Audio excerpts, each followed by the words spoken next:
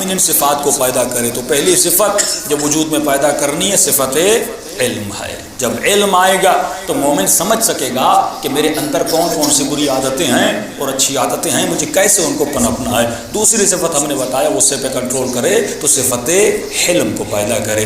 تیسری صفت ہم نے بتایا صفت رشد کو پیدا کرے کہ مومن کو رشید ہونا چاہیے. چوتھی صفت جو معصومین فرماتے وہ ہے صفت عفت. وہ عقل عفیف نہیں ہے, فرماتے وہ ہم میں سے نہیں ہے.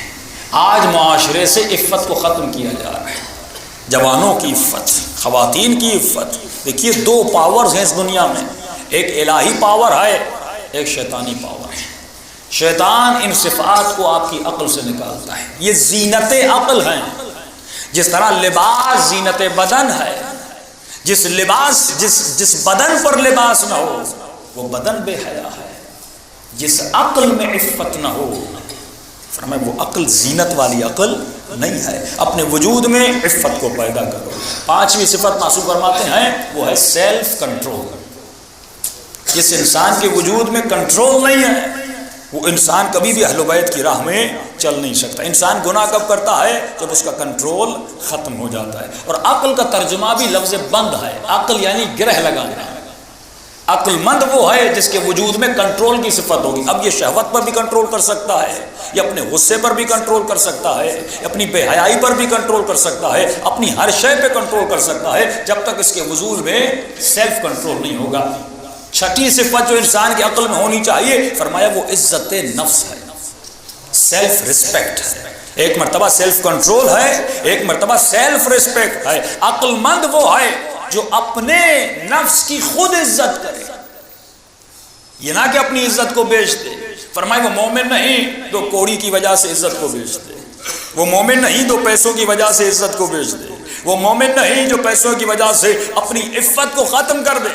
فرمایا اگر سیلف رسپیکٹ نہیں ہوگی تو اس میں ساتویں صفت نہیں ہوگی, وہ صفت حیا ہے. صفت حیا جب انسان کے وجود میں آتی ہے تو اس انسان میں سیلف رسپیکٹ آتی ہے. آج دیکھیے اسلام نے جو تصور دیا, اسلام نے کہا کہ خواتین کو گھروں میں ہونا چاہیے, لیکن چند پیسوں کے لیے اگر انسان خواتین کو باہر کمانے کے لیے بھیج دے اس کی سیلف رسپیکٹ ختم ہو جاتی ہے. اس کی سیلف رسپیکٹ اس میں ہے کہ یہ اپنے گھر میں ہو, عزت نفس اس میں ہے کہ گھر میں ہو, لیکن چند پیسے کمانے کی خاطر انسان باہر چلا جائے تاکہ گھر بن جائے. معصوم فرماتے ہیں دال روٹی پر گزارا کرو لیکن کبھی بھی اپنی عزت کا سودا نہ کرنا. جو عزت پروردگار عالم نے دی ہے, عورت کی عزت جو اللہ نے اسے دی ہے, اسے آرام سے رہنا ہے. نفقہ مرد پر واجب ہے. یہ غیرت مرد ہے کہ وہ کمائے اپنی بیوی کو کھلائے, نہ کہ بیوی کو کہے کہ باہر جا کے کماؤ. تو اس طرح معاشرے میں عفت ختم ہو جاتی ہے, معاشرے میں حیا ختم ہو جاتا ہے. آپ نے گاڑی پیٹرول پمپ پہ کھڑی کی, شیشے بھی اوپر ہیں, لیکن سگریٹ کیوں نہیں پیتے؟ کہ نہیں, اندیشہ ہے کہ آگ لگ جائے. اندیشہ گناہ کی وجہ سے خدا کہتا ہے کہ خواتین کو باہر نہیں جانا چاہیے, کیونکہ آپ کو نہیں پتا کسی کی سوچ کیسی ہے. فرمایا جس طرح بند گاڑی میں سگریٹ جلانا انسان گوارا نہیں کرتا, شاید گاڑی کو آگ لگ جائے, اسی طرح ایک کمرے میں اگر ایک مرد ہے اور ایک نامحرم خاتون ہے, فرمایا تیسرا شیطان ہے ان کے بیچ میں. کبھی اس کے ذہن میں وسوسہ ڈالتا ہے, کبھی اس کے ذہن میں وسوسہ ڈالتا ہے.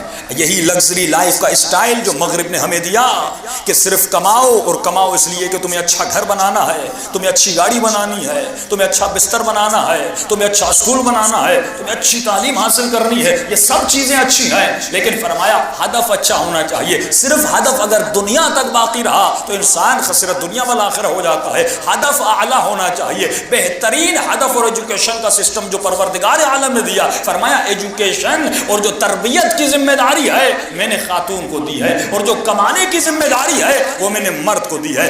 مرد کا کام ہے کہ پیسہ کما کر لائے اور عورت کو آسائش دے, اسے سکون دے. اور اس عورت کی ذمہ داری یہ ہے کہ اپنے مہد میں اپنی گود میں ایسے بچوں کو بڑا کرے جیسے کربلا والیوں نے بڑے کیے تھے.